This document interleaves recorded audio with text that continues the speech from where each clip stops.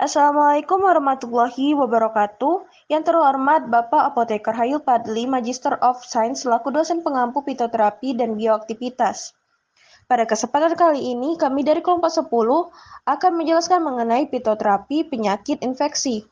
Sebelumnya, izinkan saya untuk memperkenalkan anggota dari kelompok 10, yaitu terdapat rekan saya, Dia Zulianti dengan NIM 2101121, dan saya sendiri Mutia Anggraini dengan NIM 2101141. Baiklah, untuk tidak memperpanjang, marilah kita masuki materi mengenai fitoterapi penyakit infeksi. Sebelum kita mengetahui lebih jauh mengenai fitoterapi penyakit infeksi ini, kita perlu mengetahui apa itu infeksi. Infeksi merupakan invasi tubuh oleh patogen atau mikroorganisme yang berproliferasi. Berproliferasi di sini merupakan siklus berulang pertumbuhan patogen atau mikroorganisme sehingga menyebabkan penyakit. Selanjutnya yaitu faktor-faktor infeksi.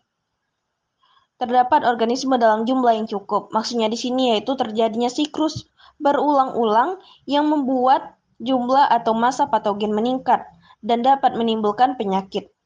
Selanjutnya yaitu virulensi atau kemampuan untuk menyebabkan penyakit atau sakit, yaitu kemampuan patogen atau mikroorganisme untuk merusak jaringan pada inangnya sehingga menimbulkan sakit.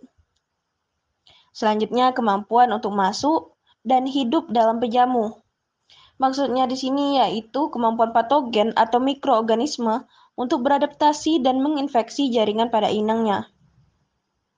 Yang terakhir yaitu pejamu yang rentan, di mana seseorang dengan kekebalan tubuh menurun sehingga tidak mampu melawan agen infeksi. Faktor yang dapat mempengaruhi kekebalan adalah umur, status gizi, status imunisasi, penyakit kronis, luka bakar yang luas, trauma, serta pasca pembedahan dan pengobatan. Selanjutnya yaitu agen penyebab penginfeksi. Yang pertama terdapat bakteri. Bakteri bisa masuk antara lain melalui udara, tanah, air, makanan, cairan, dan jaringan tubuh, serta benda mati lainnya. Bakteri merupakan penyebab terbanyak dari infeksi. Selanjutnya terdapat virus. Rute penularan untuk virus sama seperti mikroorganisme lainnya. Banyak kemungkinan infeksi nosokomial, yaitu di mana suatu infeksi yang berkembang di lingkungan rumah sakit, termasuk virus hepatitis B dan C, dengan media penularan dari transfusi, dialisis, suntikan, dan endoskopi. Selanjutnya yang terdapat pada parasit dan protozoa. Cacing juga dapat menyebabkan terjadinya infeksi pada manusia. Infeksi cacing dapat ditularkan lewat makanan, air, udara, feses, hewan peliharaan, dan benda-benda yang terkontaminasi oleh telur cacing. Telur cacing ini dapat memasuki tubuh manusia melalui mulut, hidung, dan anus, sehingga dapat menginfeksi tubuh manusia tersebut. Selanjutnya yaitu tahapan proses infeksi atau patogenesis. Proses penginfeksian atau patogenesis dari infeksi ini, pertama terdapat periode inkubasi, di mana interval antara masuknya patogen dalam tubuh dan munculnya gejala utama. Yang kedua yaitu adalah tahap pranormal. Pada tahap ini munculnya tanda gejala non-spesifik atau terjadi malaise, demam ringan, dan keletihan, sampai gejala spesifik. Selama masa ini mikroorganisme tumbuh dan berkembang biak, serta pasien mampu menularkan ke orang lain. Selanjutnya yaitu adalah tahapan sakit. Tahap di mana pasien mulai menunjukkan tanda dan gejala yang lebih spesifik terhadap jenis infeksinya. Yang terakhir yaitu adalah tahap pemulihan. Pada tahap ini, lama penyembuhan tergantung pada beratnya infeksi dan keadaan umum kesehatan pasien tersebut. Tumbuhan yang berkhasiat sebagai anti-infeksi. Yang pertama, ada Sambiloto atau nama latinnya Andrographis paniculata. Bagian yang digunakannya yaitu daun dengan kandungan saponin, flavonoid, dan antropolit.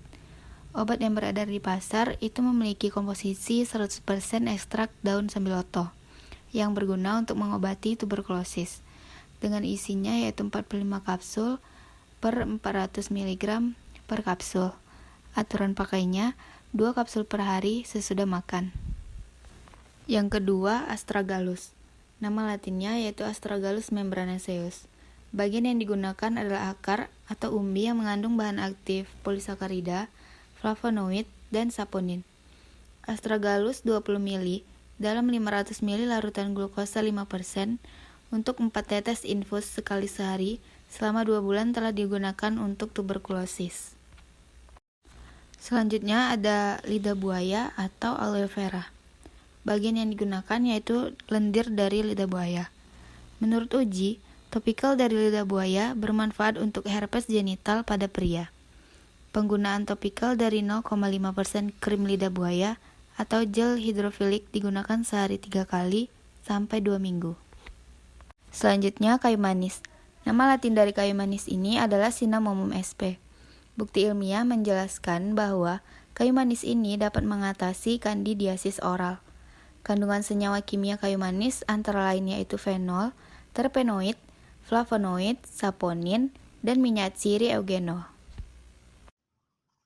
Baiklah, sekian pemaparan materi kami mengenai infeksi ini. Apabila ada salah kata, kami mohon maaf. Wabillahi taufiq walhidayah. Wassalamualaikum warahmatullahi wabarakatuh.